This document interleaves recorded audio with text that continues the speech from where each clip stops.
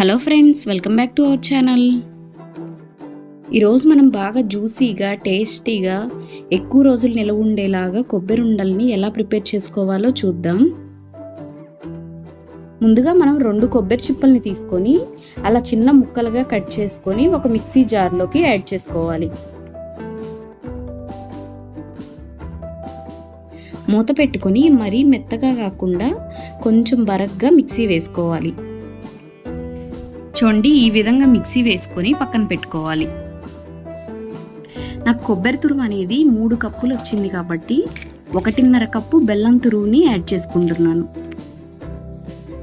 Tea glass వాటర్ని add చేసుకొని పాకాన్ని ఉడికించుకోవాలి.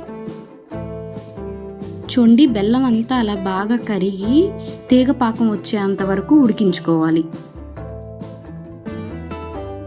చూడండి, 10 నిమిషాలకి మనకి అలా తీగ పాకం వస్తుంది. అలా పాకం వచ్చాక అందులోనే 1/2 టేబుల్ స్పూన్ యాలకుల పొడిని యాడ్ చేసుకోవాలి. యాలకుల పొడి ఇష్టం లేకపోతే కనుక స్కిప్ చేసేయచ్చు. అలా యాలకుల పొడిని యాడ్ చేసుకొని ఒకసారి కలుపుకొని స్టవ్ ఆఫ్ చేసుకోవాలి. పాకాన్ని అలా వడపోసుకోవాలి.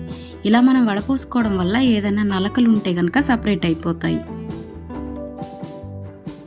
పాకాన్ని మళ్ళీ అదే ప్యాన్లోకి యాడ్ చేసుకొని మనం ముందుగా తురిమి పెట్టుకున్న కొబ్బరి తురుముని వేసుకొని ఒకసారి కలుపుకోవాలి. మంటని మీడియం ఫ్లేమ్లో పెట్టుకొని కలుపుకుంటూ ఉడికించుకోవాలి. పాకం అంతా బాగా కొబ్బరికి పట్టి దగ్గర పడుతూ ఉంటుంది. చూడండి, అలా ఒకసారి చెక్ చేసుకొని అలా మనం చేత్తో ఉండ చేస్తే కనుక వస్తుంది అనుకుంటే కనుక స్టవ్ ఆఫ్ చేసుకోవాలి. మరీ పూర్తిగా చల్లారకుండా కొద్ది గోరువెచ్చగా ఉన్నప్పుడు చేతికి కొంచెం నెయ్యిని అప్లై చేసుకొని ఉండల్ని ప్రిపేర్ చేసుకోవాలి.